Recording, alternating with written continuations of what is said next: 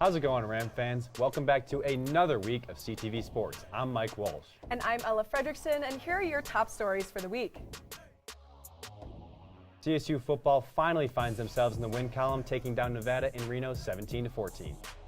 Our show producer and newly transformed sports reporter Greg James joins us in the studio to tell you all about the Csu Polo Team. And finally, Hot or Not returns as we once again make our picks for an upcoming slew of interesting contests. All that and more right here on CTV Sports, which starts right now.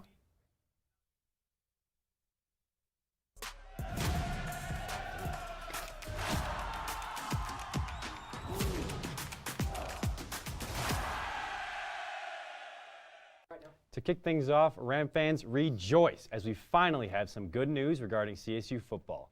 The Rams went into Reno, Nevada this past Friday and captured their very first win of the season in an absolute nail-biter with the Wolfpack. And the competitive spirit was in the air for both players and coaches. Yes, even the coaches were going at it from the very start. Apparently, the tension between Jay Norvell and Ken Wilson never simmered since last December when Wilson took shots about Norvell for leaving CSU and players following him. The heated emotions were evident as we see here with both coaches arguing well before kickoff.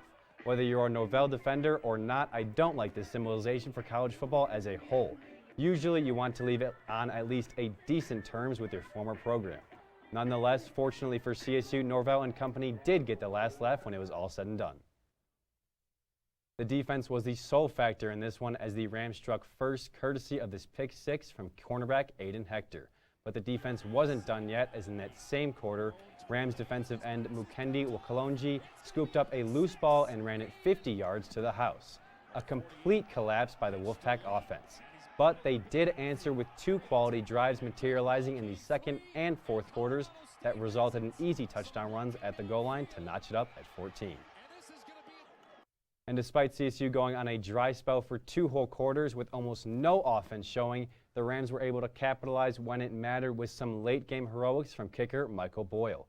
And we wish we could say that this was an easy chip shot field goal for him, but we would be lying.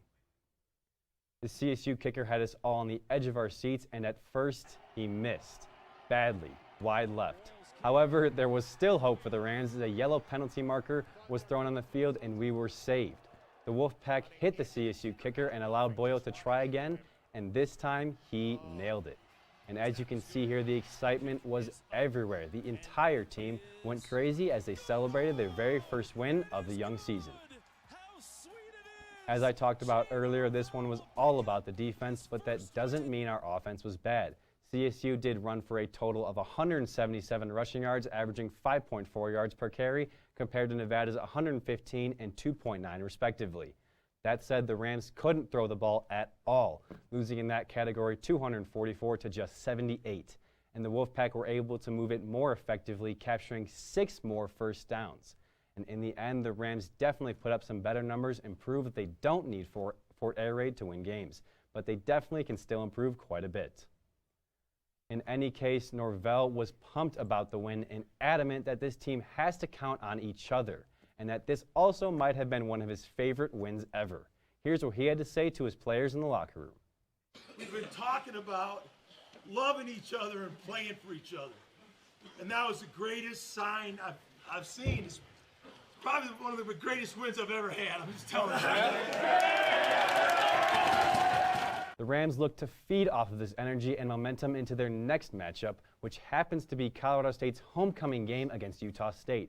And of course, CSU fans are stoked about this win, but I think they might be even more excited if they can steal another one at home during this special weekend. And football wasn't the only sporting battle the Wolfpack over the weekend. CSU soccer also traveled to Reno for a Sunday afternoon showdown. Unfortunately for CSU faithful, though, I have some bad news. The unbeaten streak of over 3 weeks came to a flaming defeat as the Rams surrendered a pair of goals and fell to the Wolfpack 2-0. That marks now the 6th time in the Rams season where they've been shut out. That being said, there was clear effort throughout the roster to try and break the scoreboard. Top scorer Liv Layton launched 6 shots and teammate Caroline Lucas was right behind her with 4. The Rams offense was not the issue in this hard loss, registering 10 shot attempts in just the first 45 minutes and adding 16 more in the second half. Defensively, the Rams struggled a lot and made mistakes that absolutely cost them the match. Once Emily Gavilet left the game, replaced by Maddie Ogden, shots from the Wolfpack were consistent. Facing 7 total shots, Ogden allowed Nevada's second and final goal. Because of this conference loss against a beatable Nevada squad, the Rams now drop to the bottom half of the league standings and even further behind San Diego State. Regardless of a green and gold win over the Aztecs not too long ago, they remain in first place. Boise State is at their tails, though, still yet without a loss. The girls will now pack their bags for another week's road trip, this time to Colorado Springs. First up being Air Force on Thursday. And let's see how the Falcons have been faring recently. And yeah, not so great. 4 straight losses for Air Force, 3 of which were shutouts. Just like the Rams aim to snap their 5-game winless skid, the Falcons too look to break their losing streak. Fingers crossed it goes CSU's way, but for now, that's enough on CSU athletics for the time being. Mike, how did the marquee matchup between Fort Collins High School and Rocky Mountain in football go? Yeah, Ella, well, I can say at least one of these teams retaliated against their lopsided defeats in the Canvas Community Classic a couple of weeks ago. Rocky Mountain came into this one at an even 500, while Fort Collins rode the heels of a 6-game losing slump. And on the Lambkins homecoming night, you thought maybe they would invigorate some potency, but it didn't, and the Lobos hunted the Lambkins rather easily. Rocky tailback Abe Chatilla opened the scoring on this touchdown run straight up the gut. The Lobos then extended their lead when quarterback Riley Honig rolled out to the right and found sophomore Cody Arnett in stride, who bolted his way to the pylon for 6. Throw in another TD and the Lobos would prowl away satisfied 21-0. Now we have to give credit where credit is due, and for Fort Collins and the Lambkins were actually pretty effective through the air. The offensive game plan for senior QB Ez Campos was well coordinated as he used the entire field guiding his receivers to open space. He also moved very well in the pocket, navigating rushers to find their open targets, as well as demonstrated some arm strength like on this long ball to classmate wideout Nikki McGuire. And what's more, he added a little zing to a couple of his throws. Overall, Campos made the night at least somewhat entertaining for Lambkins fans. Putting aside passing, the Lambkins were stuffed on the ground, accounting for -9 yards as a team. So maybe that better explains why the score ended the way it was. But now back to CSU athletics. Ella, how did volleyball fare in their highly anticipated contest with San Jose State? Well, Mike, I can't say they didn't fight their little hearts out. Entering Saturday afternoon, both the Rams and the Spartans were the lone undefeated teams in the Mountain West. But unfortunately for one team, just a few sets later, that fortune would change. And the team that left 6-0 was indeed the mighty Spartans in a competitive 5 sets. Now, although second is not a horrible place to sit, in my opinion, CSU should have come away with the win. But before I dig deeper into the lackluster areas from the Rams, let me start with the stuff they were unable to control. The defensive presence from the away team was unlike any other. Spartans libero Sarah Smevog, who also happens to be the top libero in the league, came away with 24 digs. Smevog also had multiple teammates finish in double-digit dig figures with her, something that is very, very rare. To put it in numbers, out of the Rams' 159 attack attempts in 5 sets, over 45% of them got dug up. Not only that, but the brick wall set up on top of the net by the Spartans' front made it difficult for the Rams to find much space, seeing 13 of their kill attempts denied by blocks. The Spartans didn't really play a clean match either, though, mustering 20 errors on the afternoon. And yet it seemed to almost not faze them at all, even after they dropped sets 2 and 4. Regardless, 4 SJSU players finished with double-digit kills, led by Amethyst Harper's 16.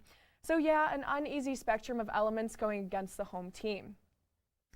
And the issue did not stem from a lack of blocks on our end, but rather the fact that any attempt was stopped. You see the number of kills here for Annie Sullivan and Kennedy Stanford, as well as digs for Kate Yoshimoto and assists for Sierra Pritchard.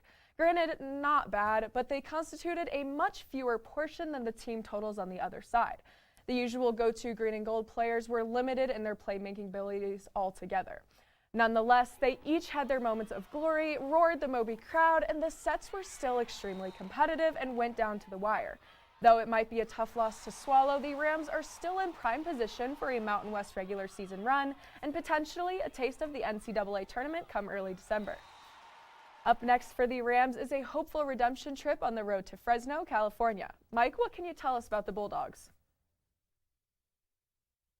Well, Ella, frankly, what we know is that Fresno State is not good, supported by its abysmal 6-12 record overall and a gruesome 0-6 in conference play. So if there was ever a time for CSU to need a boost after a loss, this might be it. And to make things even worse for the Bulldogs, they are currently on a 6-game losing skid as they just can't seem to get anything going. Even with solid performances like Brooke Cowie's from their last outing putting up 29 assists, they just can't fathom any success. Now they are set to play one of the top teams in the league in CSU. And while you heard Ella discuss CSU's vanquishment to San Jose State, I want to focus on the Nevada match 2 days prior. Because in regards to the Wolfpack, they're not great either, like Fresno State. So here's what Coach Hilbert needs his team to transfer from that convincing 3-0 sweep over to this Thursday. To no one's surprise, the Rams were outstanding on offense, and Sierra Pritchard was putting on a clinic, amassing 31 assists in total, with most looking like this beautiful pass to Malaya Jones. But she wasn't just passing, as she also put in a few of these sneaky dumps that left the Wolfpack completely frozen. But Pritchard wasn't the only big performer, as Kennedy Stanford dominated the net, as we see here with 2 powerful finishes that added to her impressive 9 total kills. As a setter, Sierra Pritchard loves when the offense is clicking on all cylinders and emphasizes that point as a primary reason for their overall success thus far. Take a listen. Everybody's attacking at very high numbers, so I don't have to worry about, one person not being on fire because everybody's kind of on their game. So after a nice win on Thursday and a tough loss on Saturday, the Rams hope to build on all the positives.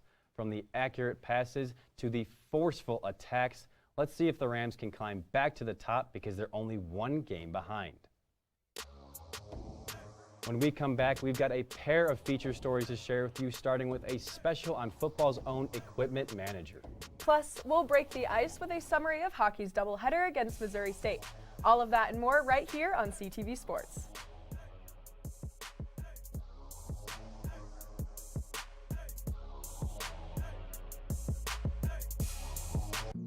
Jason, let's go see your room.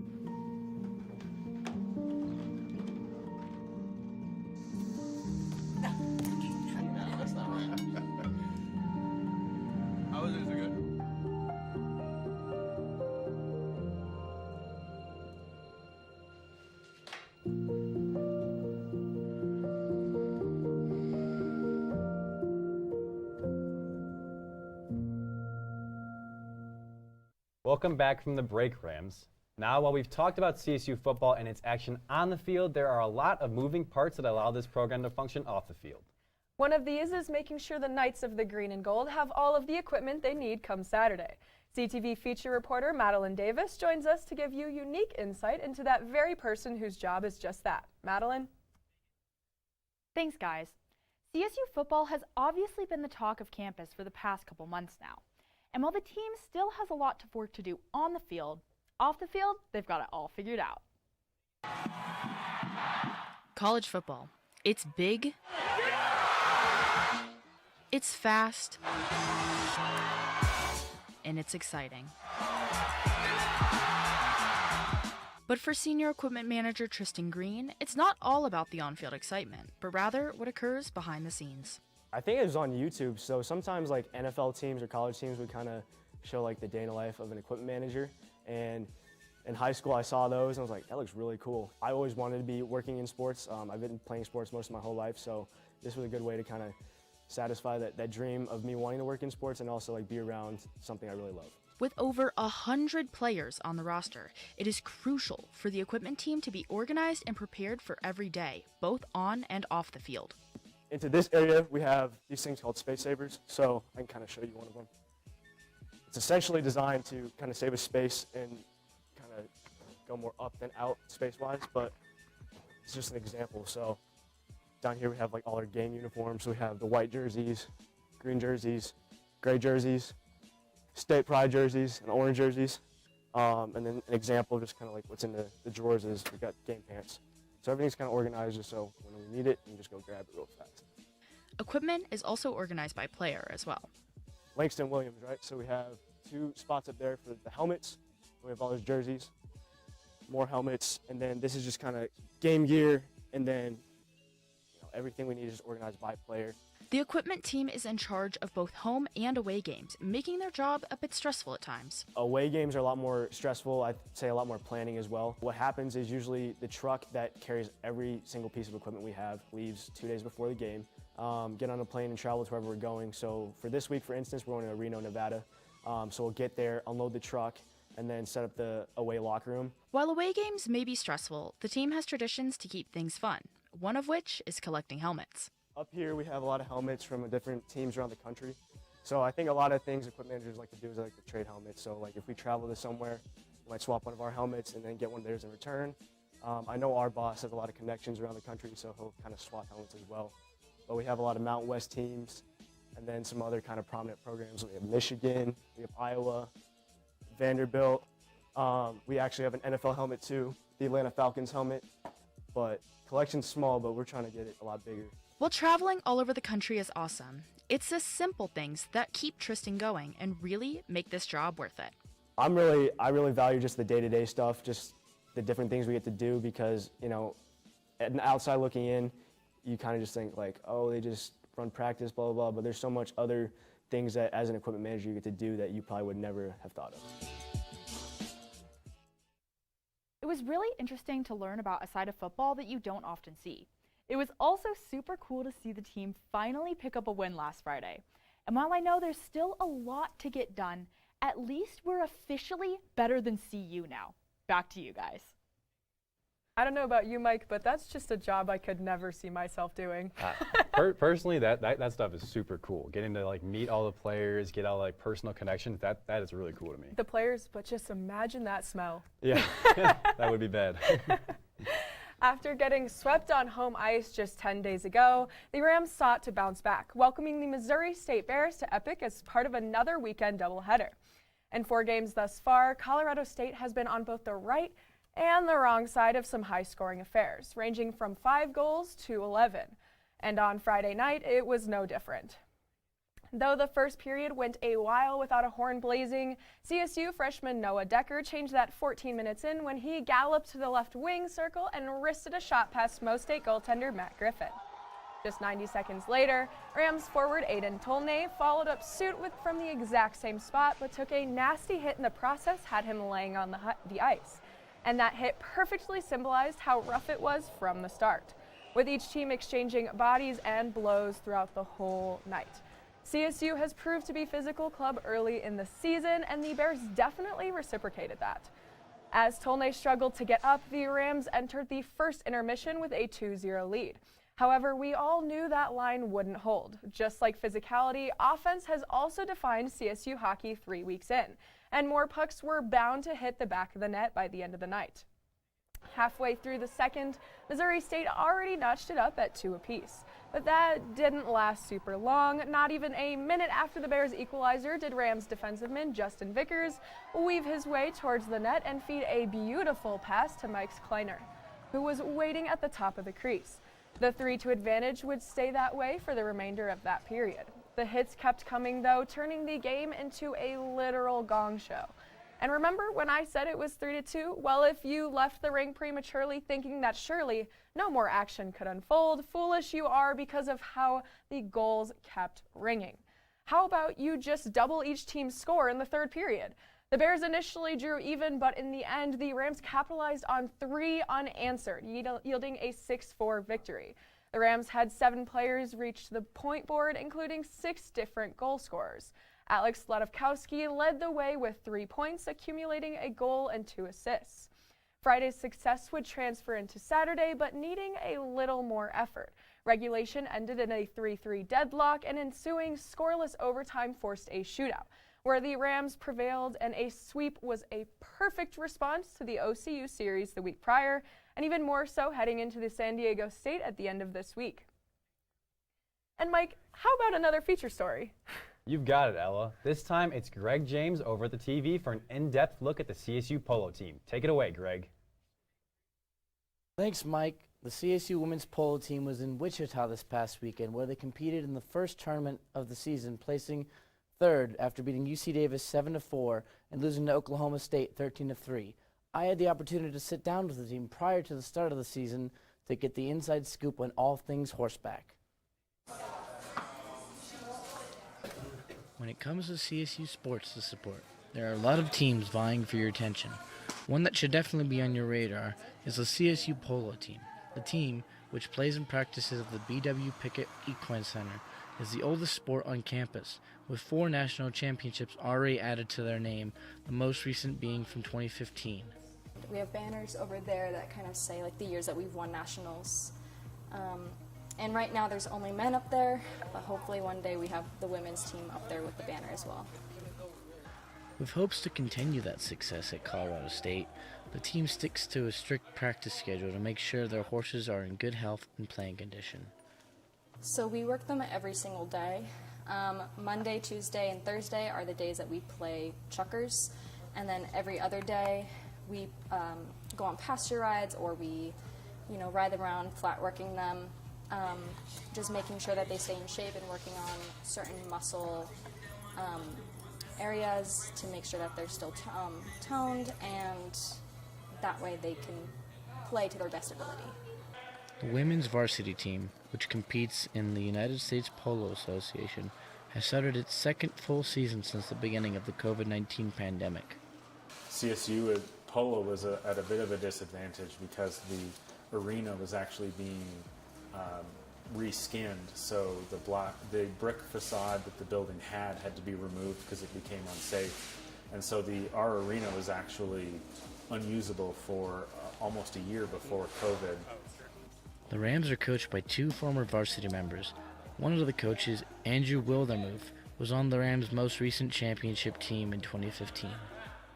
Absolutely amazing Cinderella story kind of a year, and now I get to look at that banner every time I come to this arena, and I get to remember all the great members of my teammates, Kareem Rosser, Jared Berg, Alex Kokesh, James Dodge, and myself. It was an absolutely amazing year, and it just set the tone for how CSU Polo is going to go for me for the rest of my time here.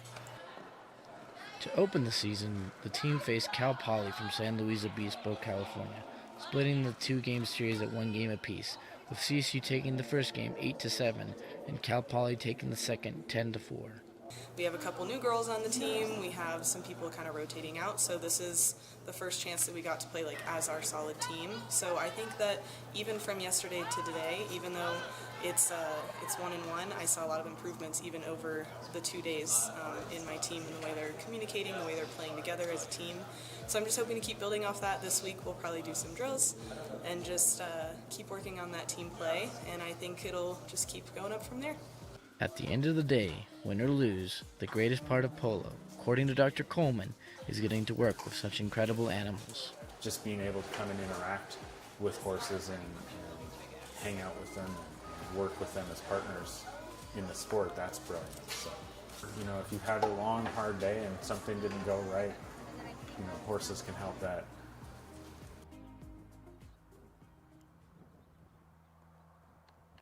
It was great getting to know more about the polo team here at CSU. You can follow the team on Instagram at CSU Polo to keep up to date on their upcoming events. Back to you guys. And with that, Rams, we'll take another break. When we come back, Hot or Not returns with another pick'em. Which teams will come out of this victorious week? We'll give our thoughts here on CTV Channel 11, so stick around because you definitely won't want to miss it. Man, take a breath, why don't you?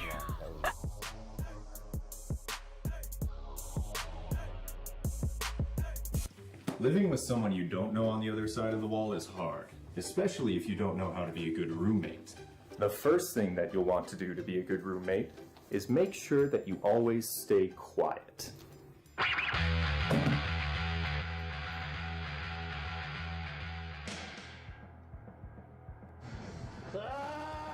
Be considerate of others when using common spaces and appliances. Hey buddy, what you doing? I'm just gonna need like 40 minutes. Be respectful of your roommate's privacy. Ugh, my bad. Finally, make sure that you clean up after yourself. Oh, fresh toothbrush.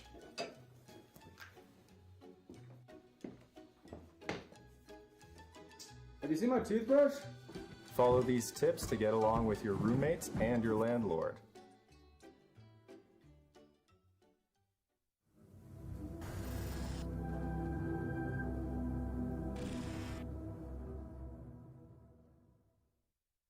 Welcome back from the break, Rams. I'm Brandon Cruz, and we're back with the third installment of Pick'em. Guys, we got 5 games on tap, 4 college football games, and 1 NHL game. First, we go to CSU Utah State. We have about 4 minutes left, so let's do some rapid fire. Ella, who wins? You guys are going to call me a CSU hater. I get this every week, but Utah State's going to take this game. They beat Air Force, and I know for a fact CSU could not beat Air Force. I don't care what you have to say about it, Mike. That just wouldn't happen at home regardless. Homecoming weekend does not matter. Utah State's going to beat us. That's just how it's going to be. I think it's a mental thing. It's an energy thing. I think you got homecoming this weekend. You're coming off a big win. I think CSU takes it. Okay, so we're split here. Madeline, Utah State or CSU? So I do like the momentum that CSU has. I think that they're coming off a really big win, which is important for the program. But, Utah State, they're also coming off momentum. They just beat Air Force, and Air Force is one of the best teams in the Mountain West. I mean, we're like a middle school team compared to Air Force. So I do think that Utah State is going to take it. And I'm going to go with Mike on this one and pick Colorado State to win it. They're going to have defense of touchdowns, and maybe the defense can get the offense to play well, too.